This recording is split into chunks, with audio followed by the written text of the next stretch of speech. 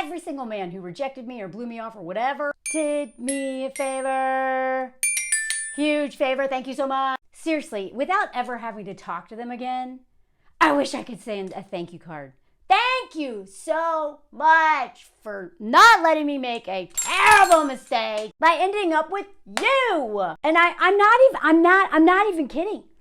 And this is like, I actually believe this in most things, whether it's my creative endeavors or like lots of things.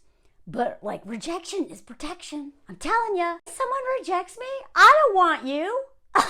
Right? But we have been taught through all these dumb rom-coms that, you know, he'll change his mind. He'll understand one day what he lost. Fork him. He lost it. No second chances. No second chances. Because what happens is when you let these men back in, they're like, well, I can like mess up again because she's going to let me back. Right? Like, now, second of all, they already put you through enough. Why let them do it again? I want to give you an example of one of the rejections that actually majorly changed the course of my life. I'm going to share this little tidbit here, but stuff like this I'm going to share more on like Patreon, which I'm launching on May 1st, Wednesday, because I'm becoming like more and more protective of my like super private life, and I don't really want commentary on it from just anybody. So I'm still going to be doing all the stuff I already do, just a little more personal there. But this story, I'm going to avoid too many details. But when I first moved to Spain and I was teaching English, I ended up somehow in a long distance relationship with a French dude. I don't even know how I know how it happened. He just texted me.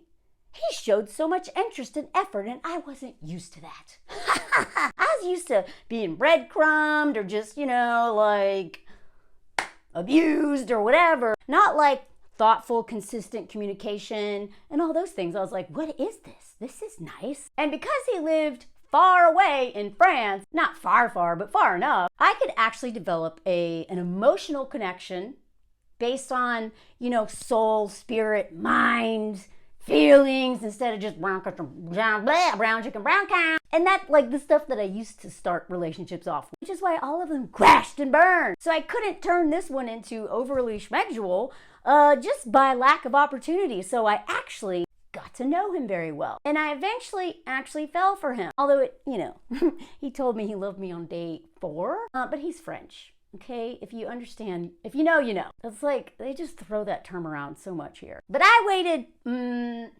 6 months. I was like, I'm not saying it until I mean it. I will never do that again. Did that the first time, and he almost unalived me. But anyway, yeah, this thing lasted, I don't know, like almost a year. Now, I only saw him once a month or every 6 weeks. It's super cheap to fly to France. Like, it was like 50, 60 bucks for one-way tickets, right? And I was just exploring things. I knew I wasn't going to live in the town that I was living in because I got a job with the government teaching English, and I didn't get to choose the town. They just placed me in this town, you know, Santiago de Compostela, which is basically the end of the Camino. It's kind of like a pilgrimage kind of version of the Appalachian Trail, but like very different. But like, it's this cool thing people do, and all these backpackers show up in this town, like in the part of Spain that it never stops raining. Everyone's like, oh my God, you're moving to Spain, how amazing. I'm like, yeah, where I am, it's like Ireland. Like, they even have like Gaelic crap there. You know what I mean? I love Ireland, but I couldn't live there. Too much rain. Anyway, there's even a connection between them because it's like, whoa, rain, rain, rain, rain, rain. But anyway, it was a landing place. It's like, I was just testing the waters. And I was traveling all the time because I thought, well, maybe, where would I want to live? Because I don't want to live here. It's all like backpackers during the fall, old people and like children and teenagers and university students, but there's like no 40-year-olds, child-free, single, well, I wasn't single, I was dating this guy, but you know what I mean. It was so hard to meet people. And the longer I was dating him, the more I was like, maybe France. I was like, no, you couldn't move to France. You don't know French. That is a big deal, especially in France, or, you know, France, Spain, and Italy. Outside of major cities, they don't speak English.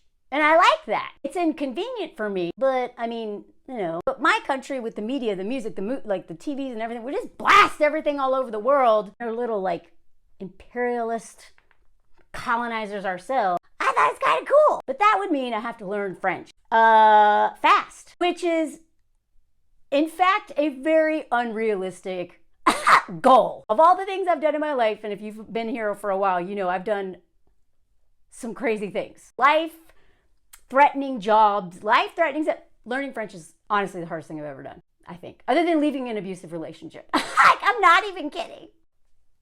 Even today, when I was trying to buy a baguette, old French man made fun of me to my face and then collaborated with the old French lady he didn't know. They became friends over Melanie being stupid. Not stupid, just ADHD, full of shame, and all kinds of perfectionist, blah, blah, blah, blah, standing in my way, but I keep trying. I had literally just been working on listening to saying out loud as I'm walking him, being conjugating my verbs, 40 minutes, and then I get there, I mess up on how I order it, and he's like, blah, blah, blah, blah. And I'm like, I don't even know how to defend myself when I get criticized like that. I go into freeze response or whatever it's called. Anyway, this is a long way of saying I didn't think that France was even on the table, right? At least I knew some Spanish, but I had no word of French other than bonjour. But I kept going and visiting this dude I was dating. And he lived, oh my God, y'all, he lived in his grandma's basement. When I look back, I'm like, dang, I just had hobos. I just attract hobos. You literal hobo then to not quite as far on the hobo spectrum, right? The next guy lived with his brother and slept in a childhood twin bed. But y'all know what I say. I think all men are on the hobo spectrum, honestly, because they all want to exploit women. But anyway, I kept going and we would meet in Lyon, but he was actually in a city an hour away, the ugliest town, a town I would never live. And so we'd always meet in Lyon, and I just loved this city. I'd been here during the summer. That's why I met him. And I fell in love with, I do feel like relationships with people are oftentimes relationships with places, to me, have similar patterns as relationships with people. And it just felt, it felt right when I moved here. I just couldn't speak the language, I was like, oh, that's a pipe dream. But the longer I dated him, the more I was like, I don't know, France seems like maybe I could make it work. And I just had all these things in my past throughout the years that was all these French threads, you know what I mean? This is dumb, but our dog was named Fifi Marie Hamlet. We gave our dog a toy poodle in the South.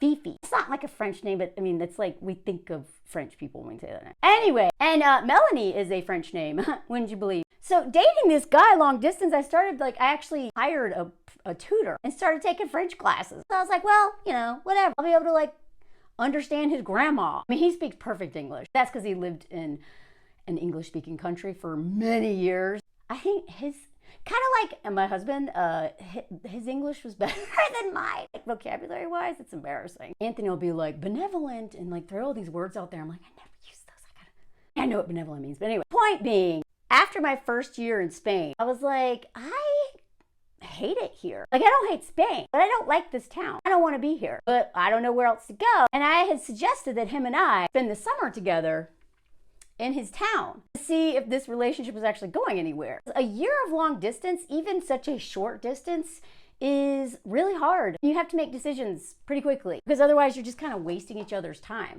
And he had been so into me for the first 6 or 7 months, 8 months. And then I just felt something shift. And this detail may not mean much, but to me, it meant a lot because it showed a break in the consistency. Usually his texts were well thought out, beautifully written, very poetic. No mistake. His text started misspelling words, not capitalizing letters. The grammar started getting a little sloppy. And that may sound dumb, but I was like, this guy is not putting, he's not trying to impress me anymore.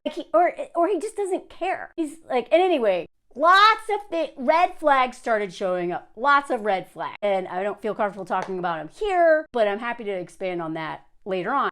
But something he kept resisting, there was something where he just couldn't decide about the summer. And I remember thinking, what has changed? Because before, his energy before would have been yes, let's spend the summer together. And he actually had a new apartment by this time, a brand new apartment, all his own. So I was like, oh, he's a big boy. He's gone back on the hobo spectrum. And then it just took me asking my mentor because it was driving me crazy. So you know how it is, something just feels off. you know, everyone has an intuition, but some people are more in touch with their intuition than others. And I honestly think part of that is if you get, the more practice you get listening your intuition, the more you trust it.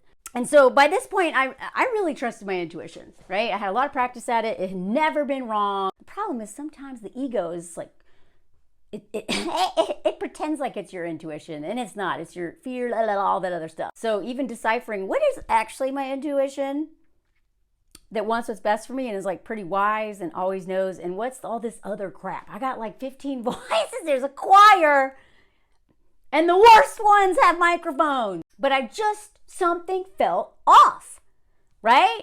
Now, while I was waiting for him to decide, which again, that in of itself is a red flag. What is the problem? You know? I mean, I had to go, like, I'm a teacher. What am I supposed to do? I'm not staying in this town, because I was like, okay, either I go and hang out with him, or I like get an Airbnb or whatever. And I was like a writer at this point. Like the English job like paid my bills, but my writing career took off when I finally left LA. Of the irony, right? Like, I finally leave the place where you have to be like a comedian and storyteller and all that stuff. And that's when I actually got success. Anyway, I had worked my butt off. I literally taught, and then I just wrote every day. It was good that there weren't people in this town to hang out with, or I probably would have gotten distracted. It is good that I was like in a relationship with this dude, right? That I couldn't hang out with or just, you know, all the time, because I just focused and writing, right? And he was actually really good for my artistic life, because I had to stand up to some editors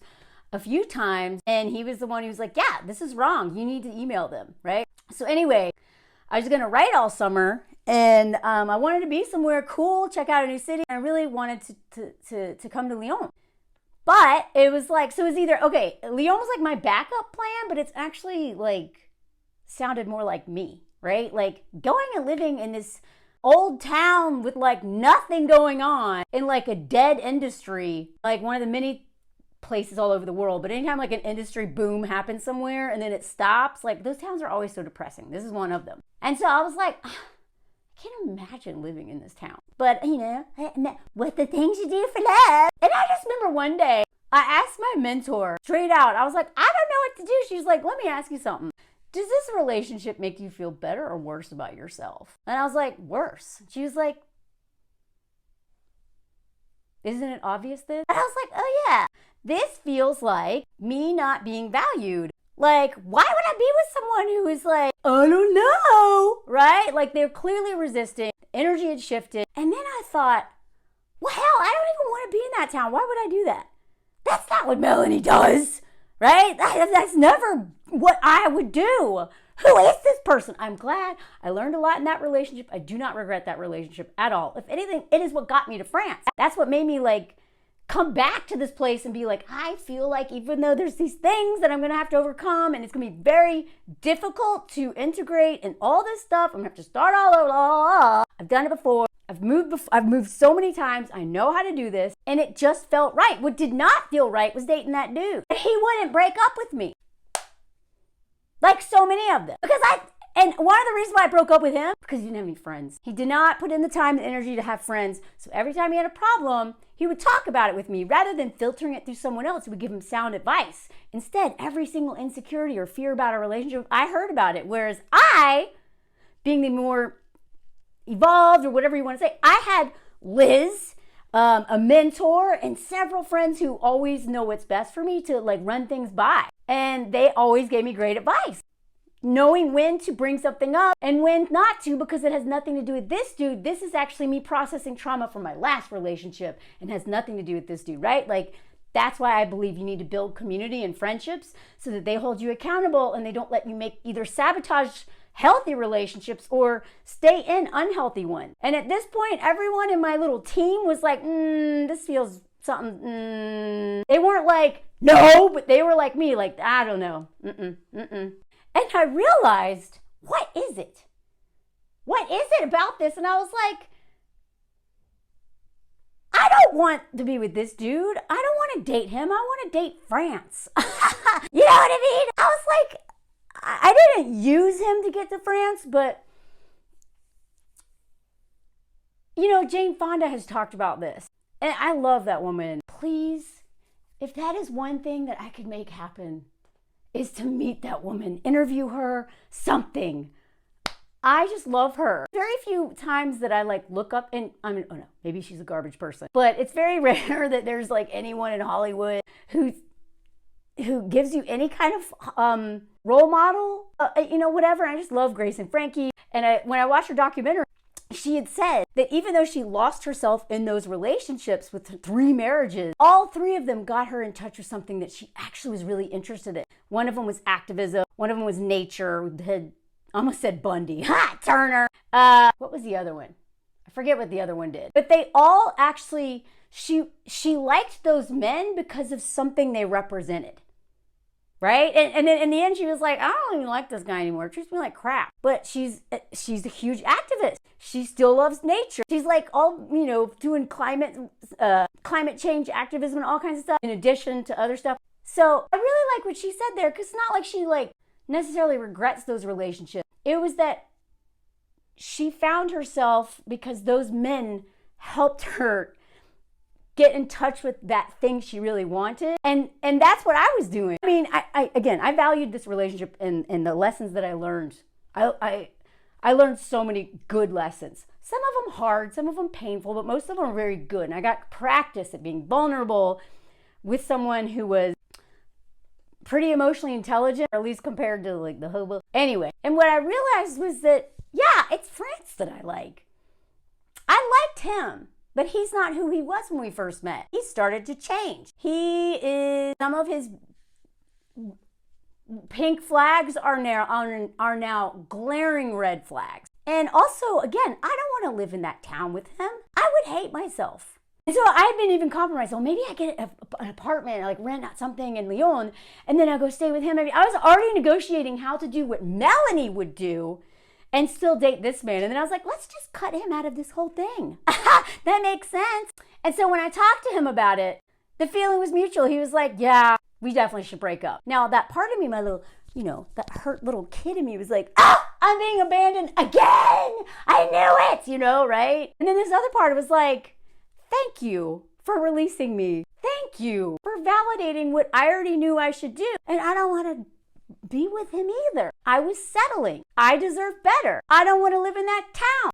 I can't even imagine a life with this man. What am I doing? So him pulling away, and even though he didn't outright break up with me the way he probably should have, he showed me through enough of his actions, right? Because these men, a lot of times, even though he was usually very direct, I don't think he could admit to himself that he knew that we shouldn't be together. And he actually, oh, look at you. Oh, he also had said from the very beginning he wasn't sure if I actually loved him or if I loved the way he treated me. And he wasn't wrong about that.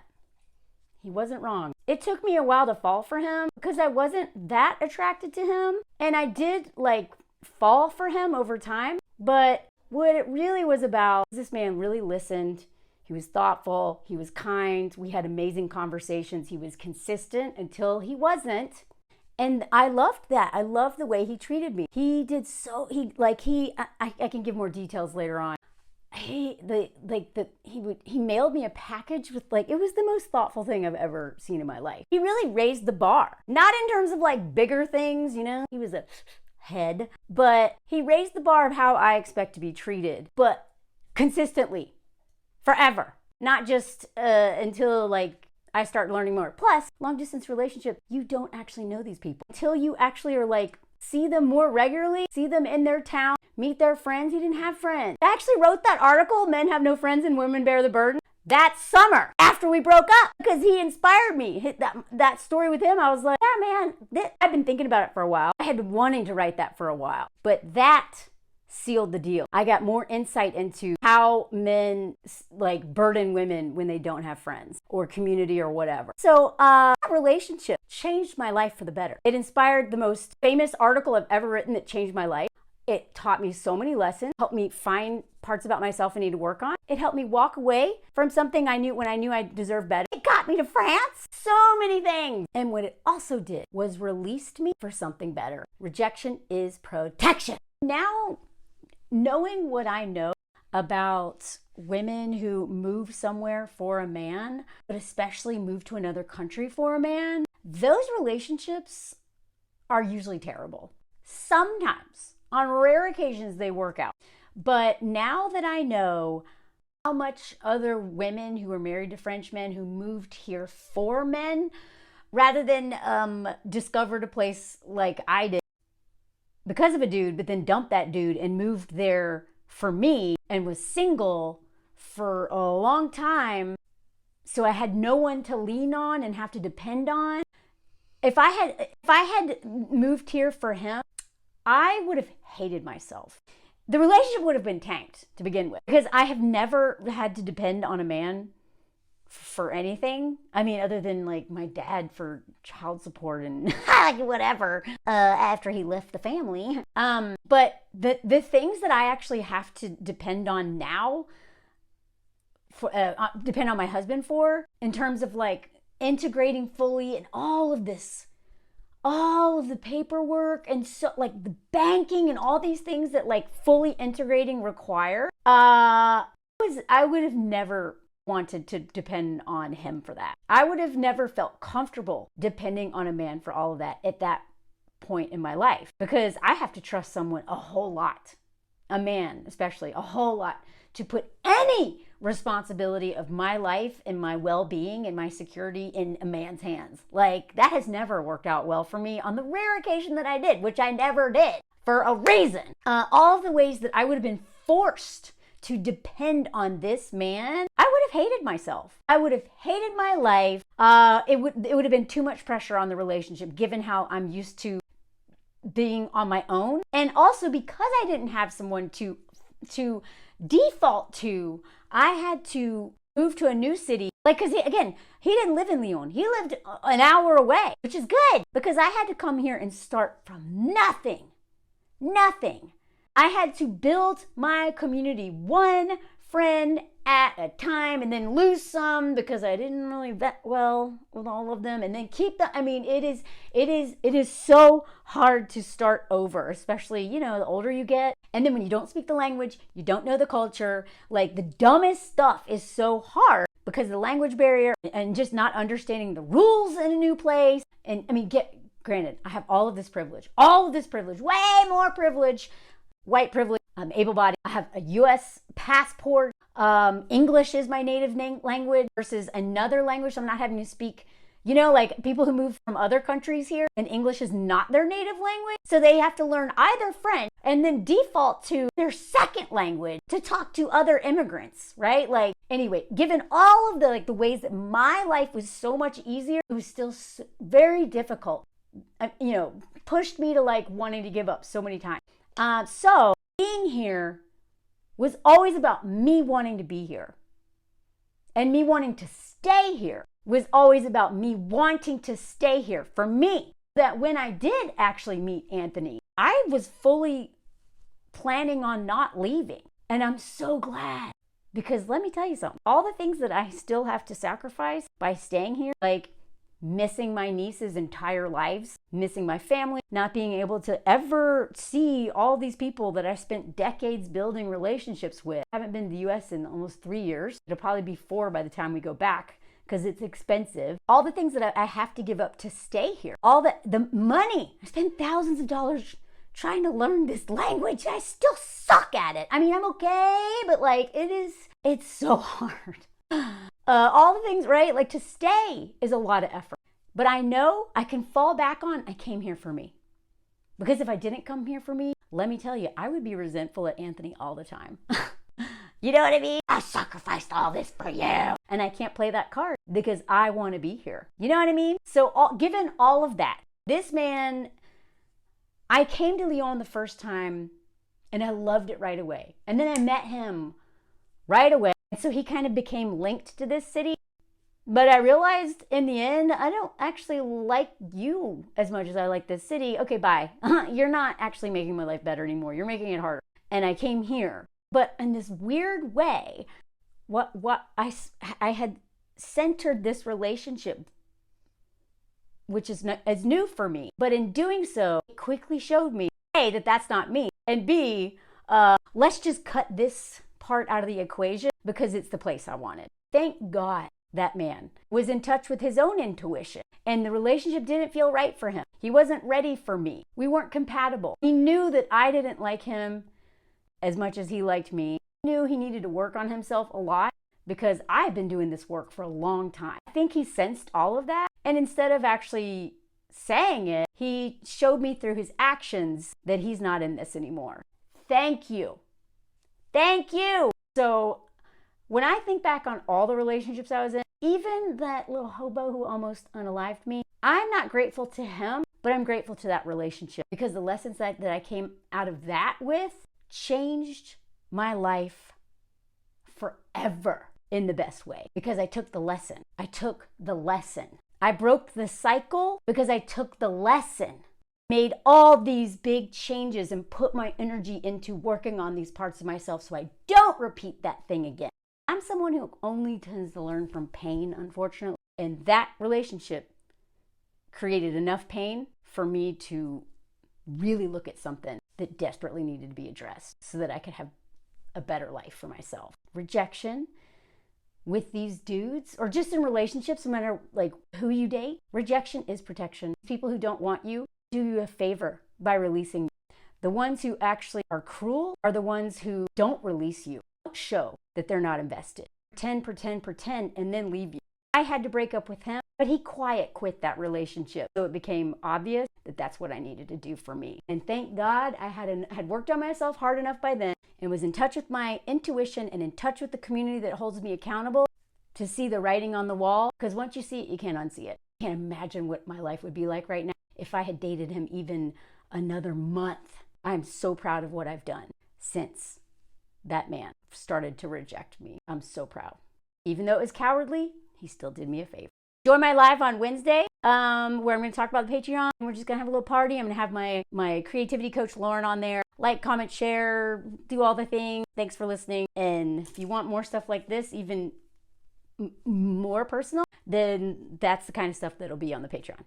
Thank you for listening. Et voila.